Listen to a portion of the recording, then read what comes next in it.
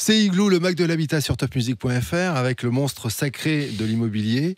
Cédric Simonin, bonjour. Je m'attendais à une bêtise de cet ordre-là. Ouais, monstre sacré. Je vous ai vu sourire et j'ai vu dans vos yeux que ça allait déconner. Monstre gentil. Toujours. C'est pour ça que vous avez piqué les couleurs de Casimir. Vous êtes en orange. Ça là, je m'attendais pas. Oui, c'est ça. Ouais, c'est voilà. Bon. Ça va, tout va bien. Je retombe en enfance. Mais avec vous, moi, je retombe en enfance. Et j'apprends plein de trucs. Alors, on va faire une autre émission pour parler cette fois des bonnes pratiques en cas de sinistre. Et pour cela, on a invité Joseph Pultrini. Bonjour, soyez le bienvenu. Bonjour, merci. Vous êtes le directeur technique et règlement du groupe CAM. Et on a déjà eu l'occasion de faire une émission avec un autre membre du groupe CAM. Vous êtes spécialisé dans le BTP pour les assurances et les mutuelles en Alsace. C'est ça. CAM. Voilà. Alors, les sinistres avec un homme qui est tout sauf sinistre, sauf sur un parcours de golf, mais ça, c'est autre chose. N'importe quoi.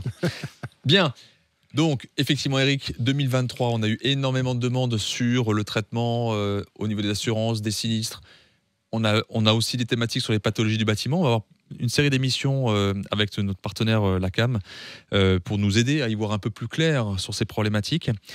Donc, sur la partie sinistre, la surveillance des sinistres, c'est toujours un moment de stress, qu'on soit un particulier, d'ailleurs un professionnel.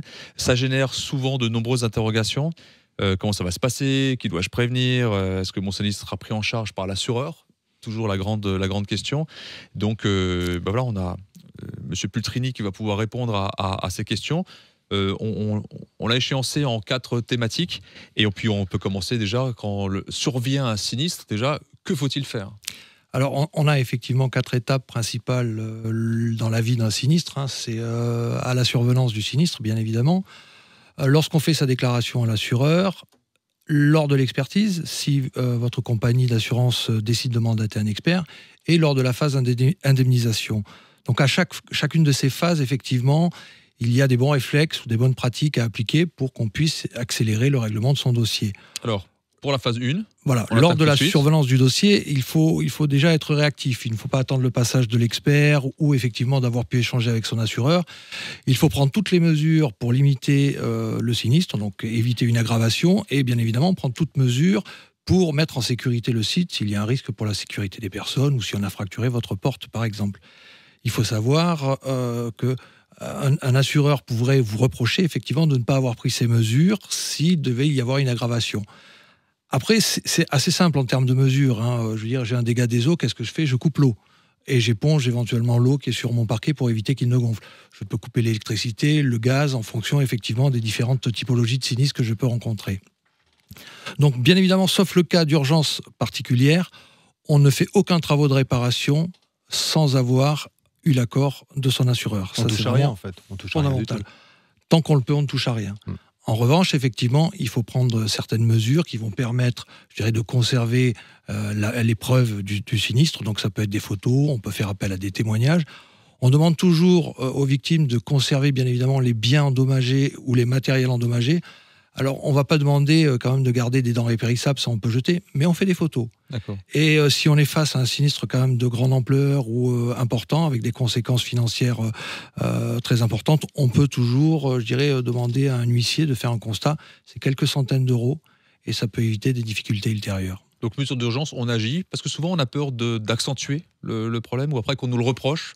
Donc, d'abord des preuves et après je prends les mesures d'urgence. Voilà, on peut agir effectivement dans une certaine limite pour assurer la sécurité des lieux, fermer, clôturer, pour éviter effectivement de mettre en danger la sécurité des personnes. Ok. Ensuite, deuxième étape, alors il faut déclarer ça à l'assureur. Donc là, comment je déclare? C'est quoi le formalisme? Alors, le Code des assurances ne prévoit aucun formalisme particulier pour déclarer, sauf en matière de dommages-ouvrages. Là, c'est un petit peu différent.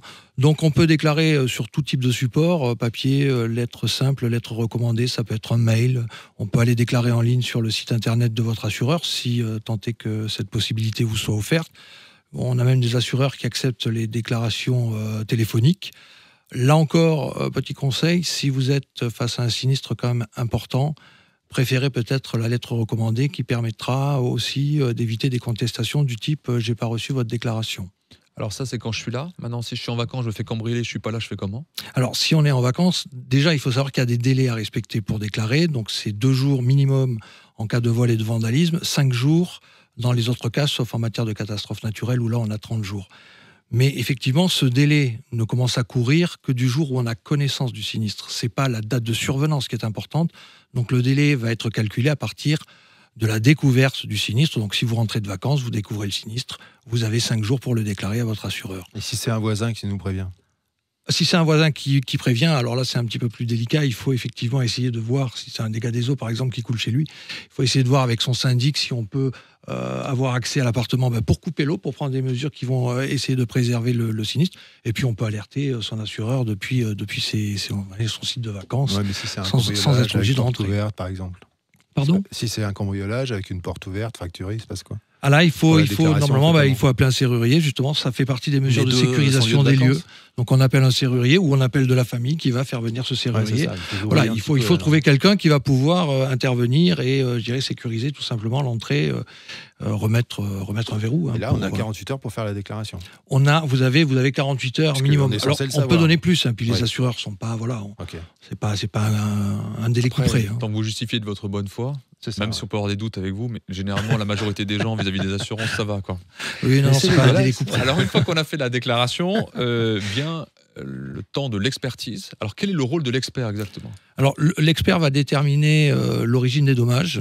Il va effectivement essayer de vérifier s'il y a des recours à exercer pour compte de l'assureur et il va évaluer le montant du préjudice indemnisable. L'expertise, c'est vraiment un moment extrêmement important dans la vie d'un dossier sinistre parce que, je veux dire, c'est là-dessus que repose l'analyse de votre assureur en termes d'indemnisation. Donc, il faut vraiment faciliter la visite de l'expert. Il faut être présent le jour de l'expertise. Alors, ça paraît bête ce que je vous dis, mais il faut quand même savoir qu'on a un certain nombre d'assurés qui nous disent « Moi, je ne veux pas de visite d'expert » ou alors qui ne sont pas présents le jour de l'expertise. Ça, c'est assez dangereux parce que, bien évidemment, l'expert, dans ce cas-là, va rendre un rapport de carence, c'est-à-dire qu'il va tout simplement dire à l'assureur « Je n'ai pas pu constater la matérialité des dommages, donc je vous rends un rapport de carence. » La sanction est immédiate, pas de constat, pas d'indemnisation. Alors là, la transition est toute trouvée, on va parler d'indemnisation, et là, ça devient rock'n'roll dans les relations assureur-assuré.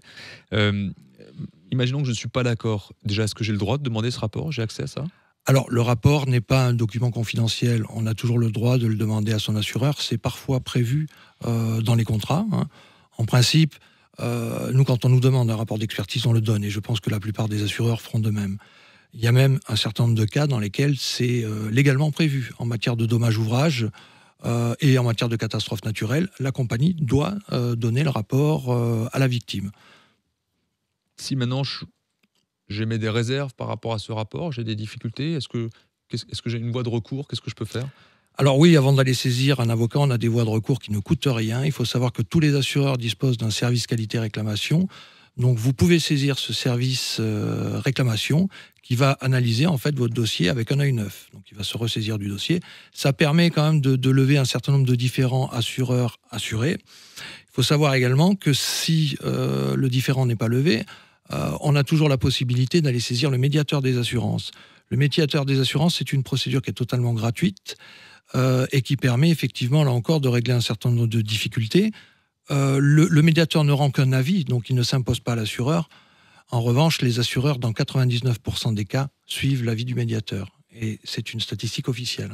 Et si je suis d'accord avec le rapport, oui de principe et c'est bon. On m'indemnise. Pas de formalisme particulier. Pas de formalisme particulier. Quand même une petite pratique sympathique, c'est d'aller vérifier quand même qu'on a appliqué les bonnes franchises et les bons plafonds de garantie. Relire son contrat. Merci messieurs. À très bientôt, c'était l'épisode 194 d'Igloo. Dans le 195, Cédric Simonin sera-t-il habillé en vert ? Nous le serons donc dans une semaine, précisément sur topmusic.fr. Merci beaucoup. L'émission, évidemment celle-là, avec un présentateur qui n'est pas toujours habillé de la même façon. C'est bien sûr sur topmusic.fr, sur les plateformes de podcast, sur Igloo on Air, ça c'est sur Facebook. Et j'en oublie un, c'est... Je sais plus. J'étais encore sur vos bêtises. Et YouTube, donc... bien sûr, la chaîne YouTube. Voilà. Merci messieurs, à très vite. Merci.